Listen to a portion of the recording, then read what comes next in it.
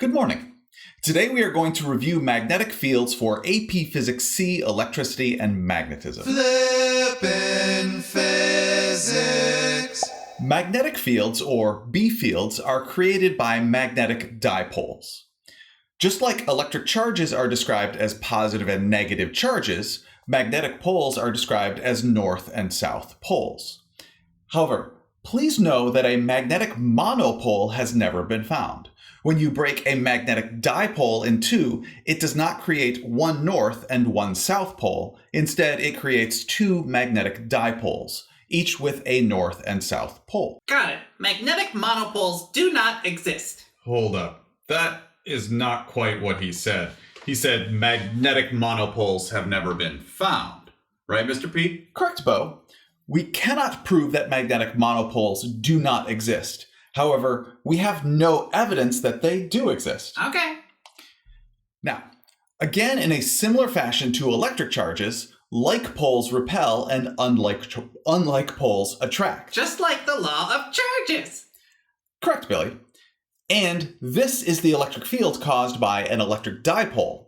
Notice the electric fields start at the positive charge and end at the negative charge. When we replace that electric dipole with a magnetic dipole, you can see the magnetic field caused by a magnetic dipole and external to the magnet has the same characteristics as the electric field caused by an electric dipole. I will point out that due to Gauss's law for magnetism, which we will get to eventually, but not today, all magnetic field lines must be closed loops, and therefore inside the magnetic dipole, the magnetic field points south to north to complete the loops.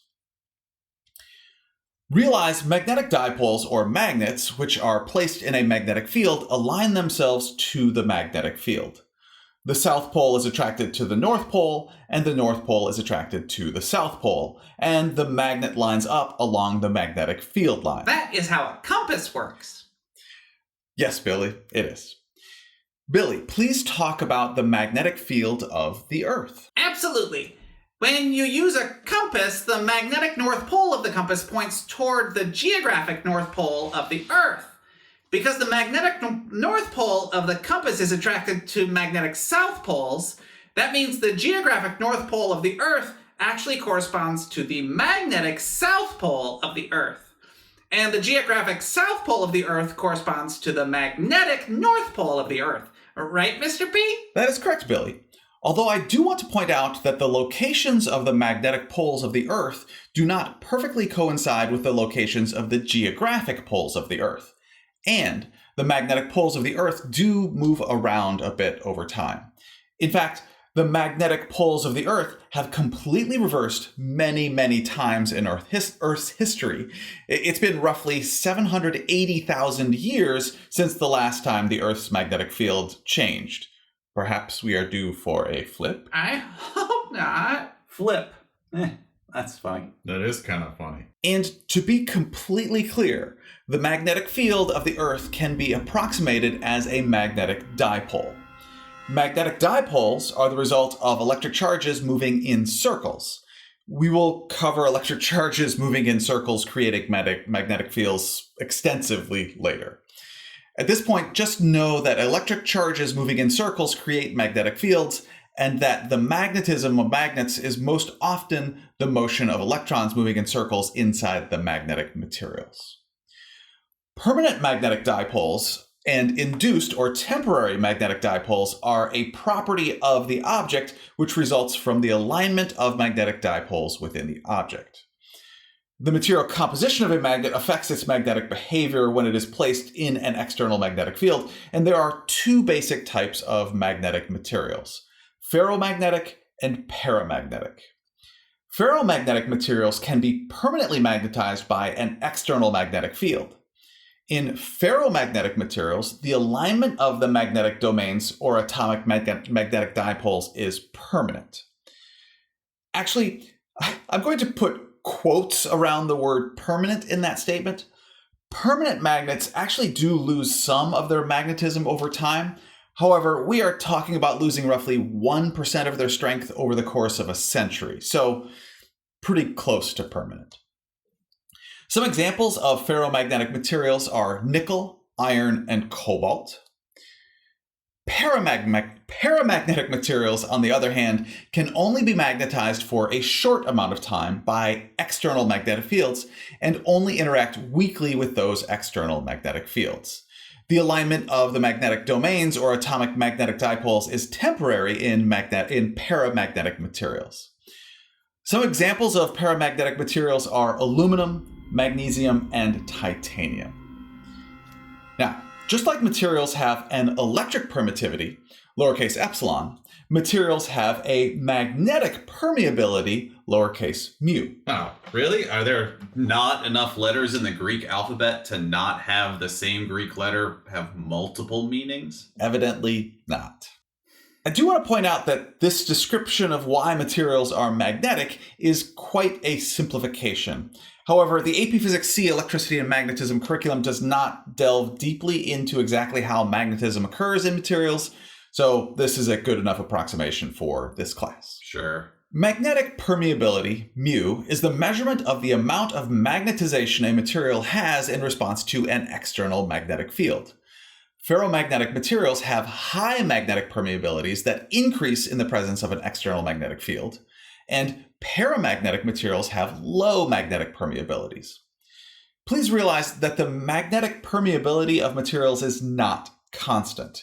It changes depending on various factors such as temperature, orientation, and the strength of the external magnetic field.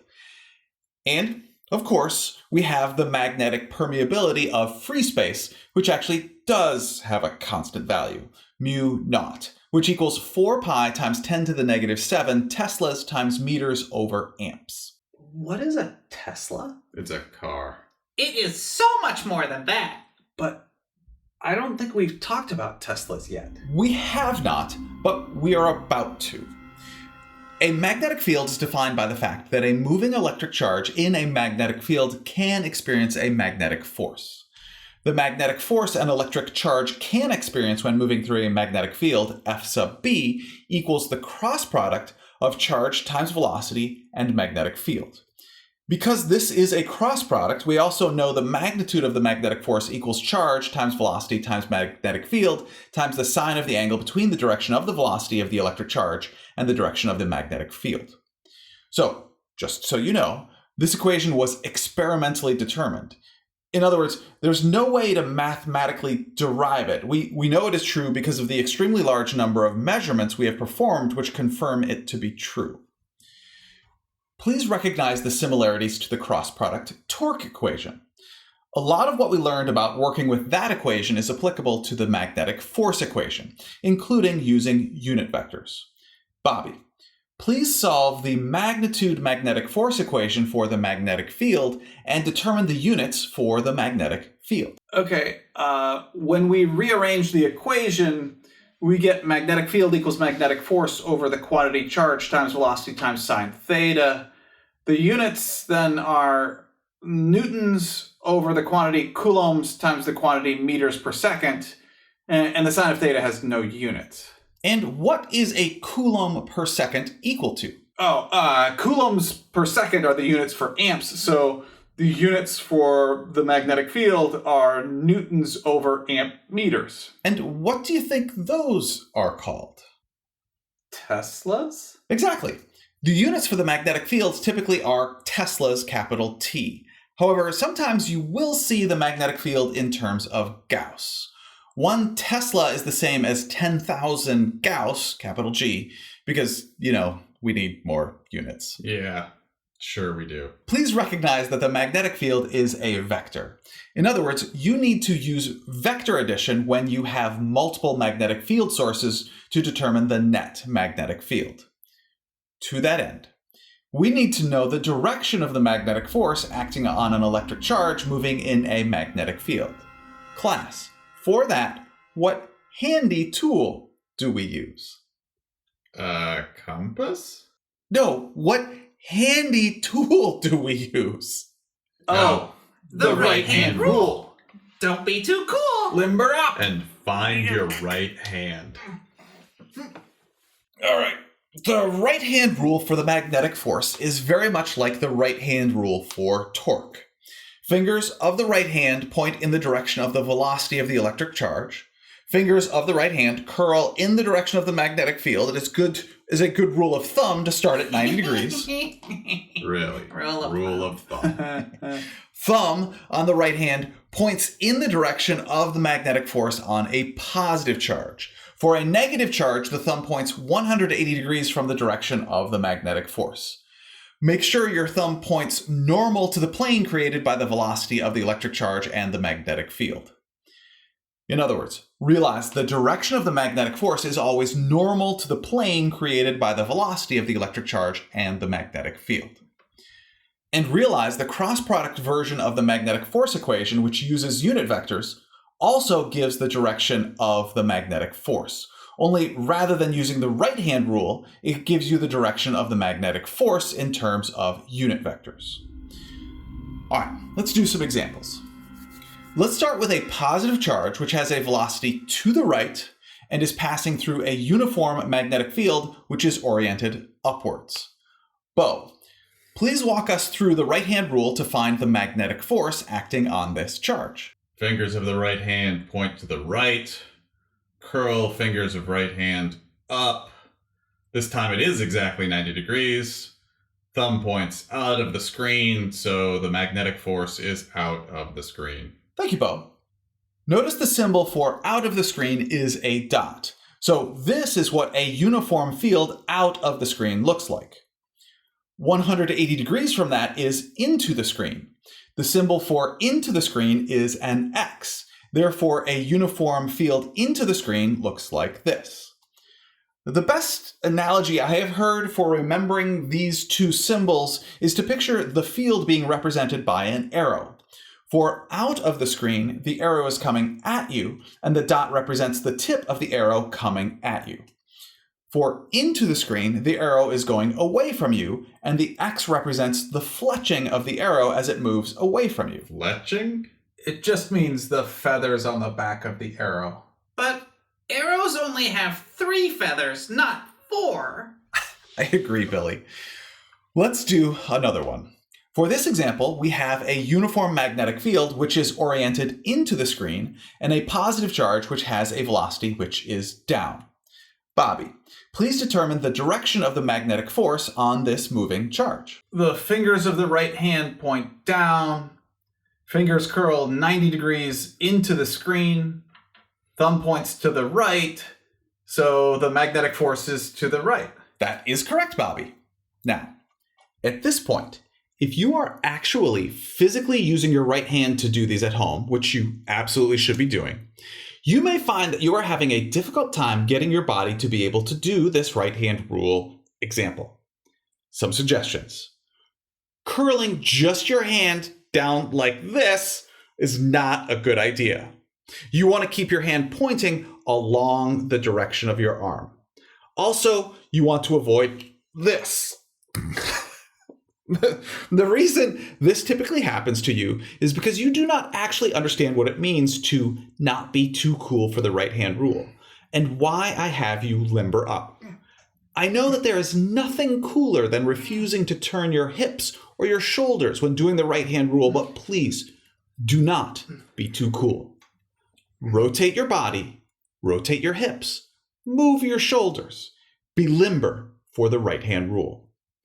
Especially in the middle of a test in a crowded classroom, really, show the rest of the class how flexible and awesome you are. I'm flexible and awesome. I can turn it every day. I can move my shoulders. Look at me. I rotated my hips. Not too cool, am I? Thank you.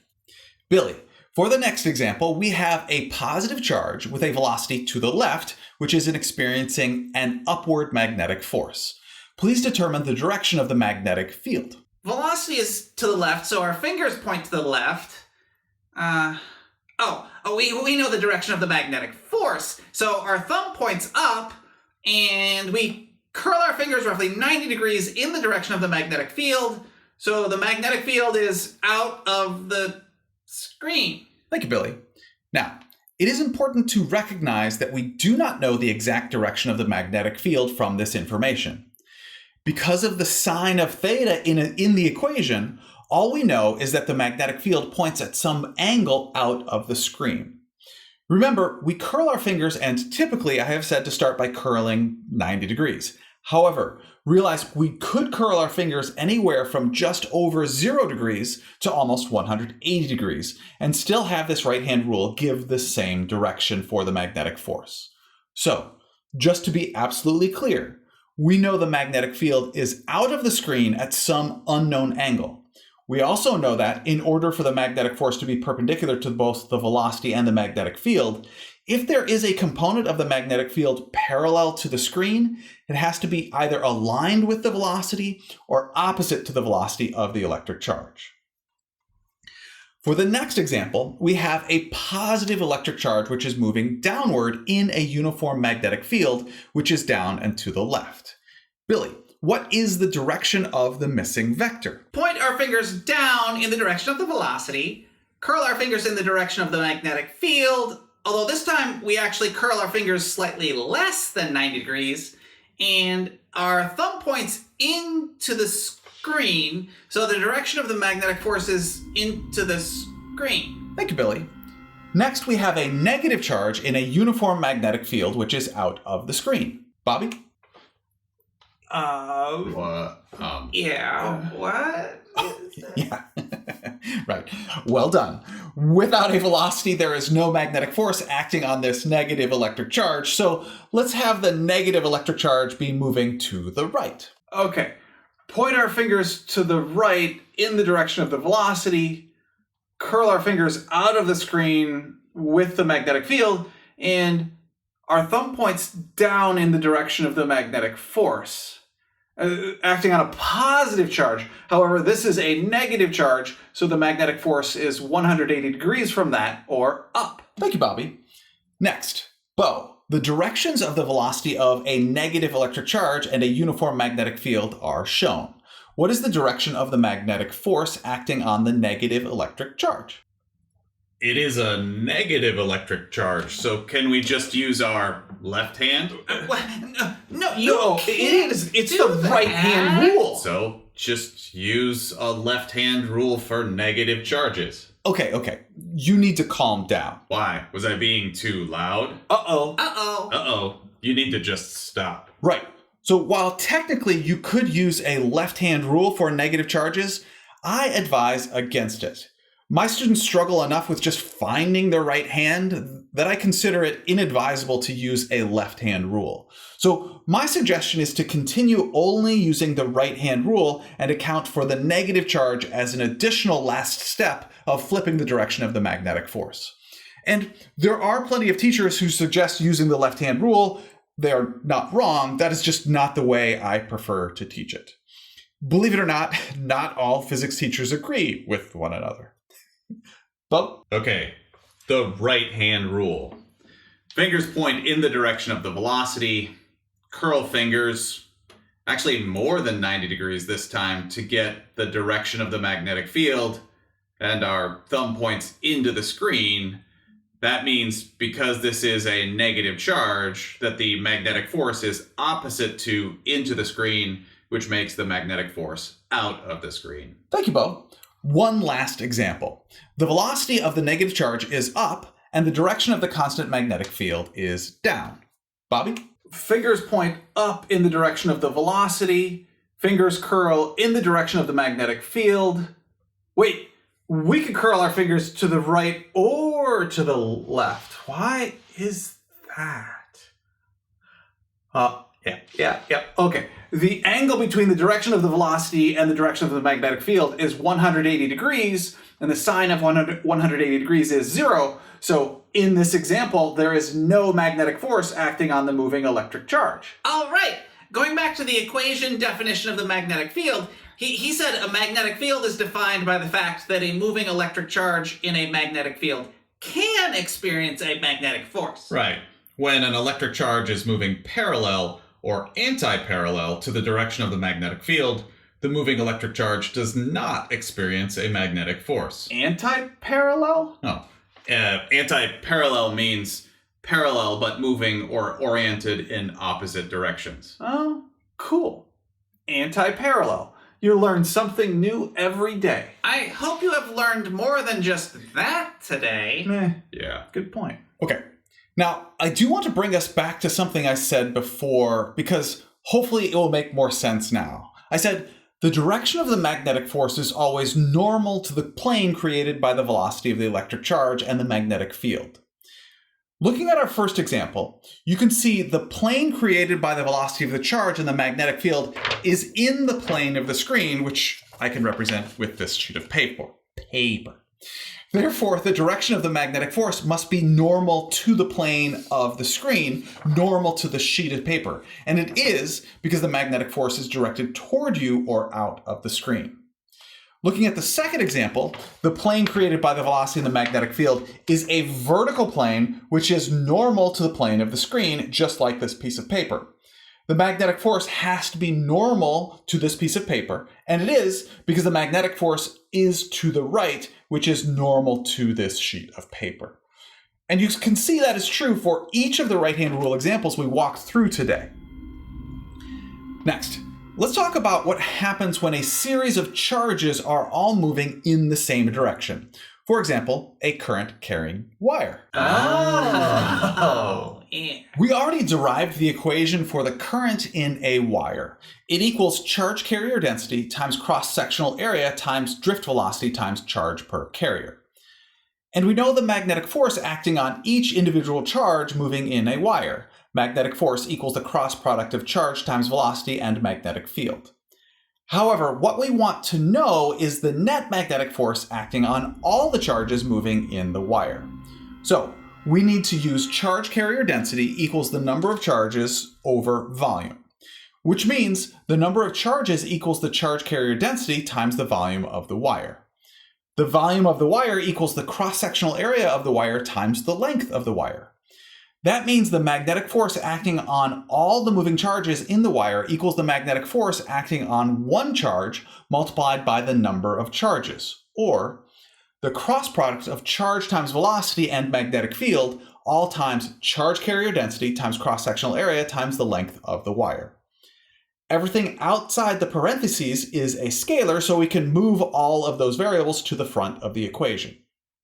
Now, we can substitute current in for charge carrier density times cross-sectional area times velocity times charge per carrier. So we now have an equation for the magnetic force acting on a current carrying wire. It equals the cross product of the quantity current times length and magnetic field. I will point out that we did move the vector symbol from the drift velocity of the charge carriers to the length of the wire. I was about to ask that. Hopefully you recognize that the direction of the average velocity of the charge carriers and the direction of the wire are the same. And it does make more sense to have the vector be on the length of the wire or the direction of the wire, because that is not an average value. And the drift velocity of the electric charge carriers is an average velocity. Now, realize that equation is for a straight wire. And when a wire does not follow a straight path or the magnetic field is not uniform over the wire, we need to use the integral form of that equation instead. And of course, we have the equation for the magnitude of the magnetic force acting on a straight current carrying wire, current times length times magnetic field times the sine of the angle between the direction of the length and the direction of the magnetic field. And also, of course, we use the same wonderful right-hand rule to determine the direction of this magnetic force. Okay, next, the mass spectrometer. The mass spectrometer allows us to review a lot of different concepts. Here we go. In a mass spectrometer, you have two different main parts, the velocity selector and the deflection chamber. Let's start with the velocity selector. In the velocity selector, we have a uniform magnetic field and a uniform electric field oriented at right angles relative to one another. Just so you know, this is also sometimes referred to as a crossed field. In our example, we have a top plate with a positive electric charge and a bottom plate with a negative electric charge. As we have discussed several times before, this creates a uniform electric field which is oriented downward. There is also a uniform magnetic field which is oriented into the screen. We send a stream of charged particles horizontally into the velocity selector. Bo, assuming the charged particle is positive and moving horizontally to the right, what forces are acting on the positively charged particle? Well, the positive charge is moving to the right. It will experience a Coulomb force caused by the electric field. Because the charge is positive, the force from the electric field will be in the direction of the electric field. The positive charge will also experience a magnetic force caused by the fact it is moving through a magnetic field. We need to use the right-hand rule to determine the direction of the magnetic force. Luckily, I am already not too cool, and I have already limbered up. So, point the fingers of my right hand to the right with the direction of the velocity. Curl my fingers into the screen because that is the direction of the magnetic field. And my thumb points up, which is in the direction of the magnetic force acting on this positive charge. And Billy, what will the directions of those forces be if the charge instead has a negative charge? If the charge is negatively charged, the electric force will be opposite the direction of the electric field, which is upward.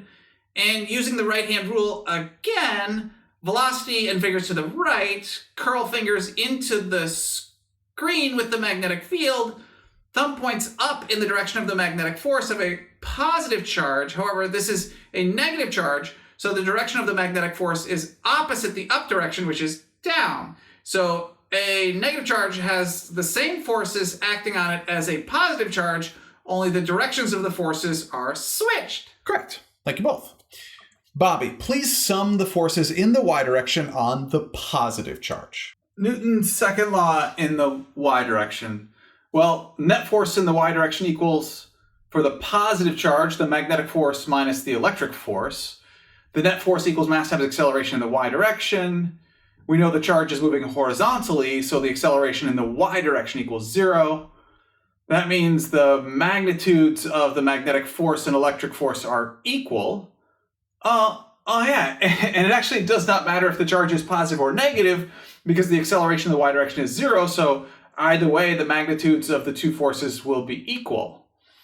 The magnitude of the magnetic force equals charge times velocity times magnetic field times the sine of the angle between the directions of the velocity and the magnetic field. The electric force equals charge times the electric field, and everybody brought charge to the party.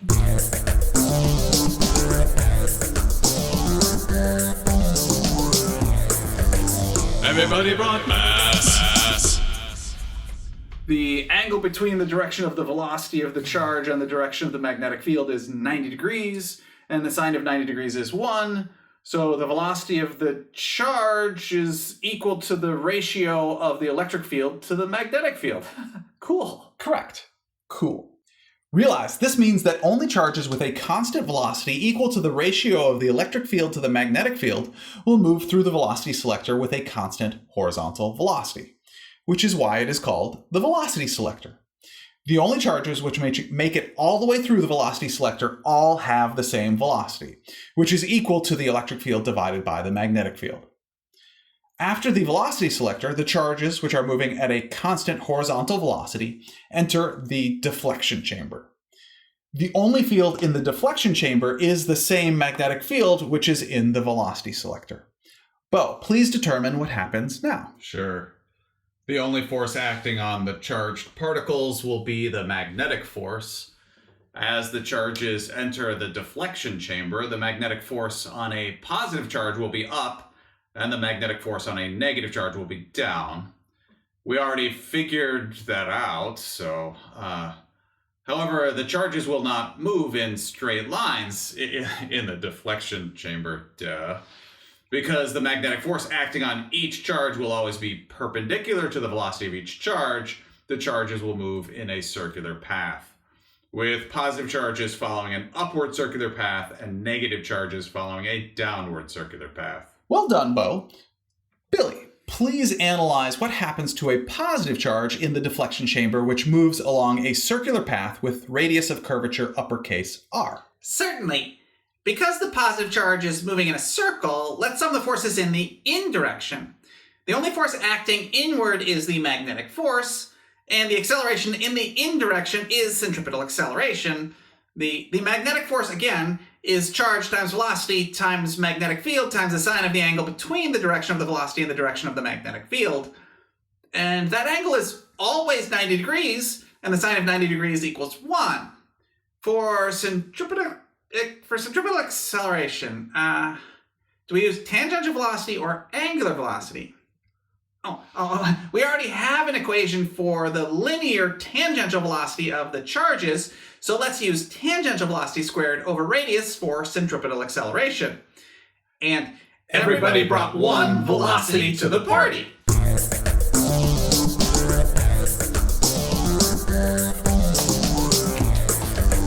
Everybody brought mass. We can substitute electric field divided by magnetic field in for velocity. Rearranging the equation a bit gives us mass times electric field equals charge times radius times the square of the magnetic field. But what am I solving for, Mr. P? Please solve for the ratio of the mass to the charge of the particle. Okay. Mass over charge equals radius times magnetic field squared, all divided by electric field. Thank you, Billy. The mass spectrometer is a tool for determining the ratio of the mass to the charge of a charged particle. And we also know the velocities of these charged particles. It is a very useful tool, especially for reviewing physics concepts. But imagine how useful this would be for learning information about new particles. And that concludes my review of magnetic fields for AP Physics C, Electricity, and Magnetism. Next time we are going to review the Biot-Savart law and Ampere's law. Thank you very much for learning with me today. I enjoyed learning with you.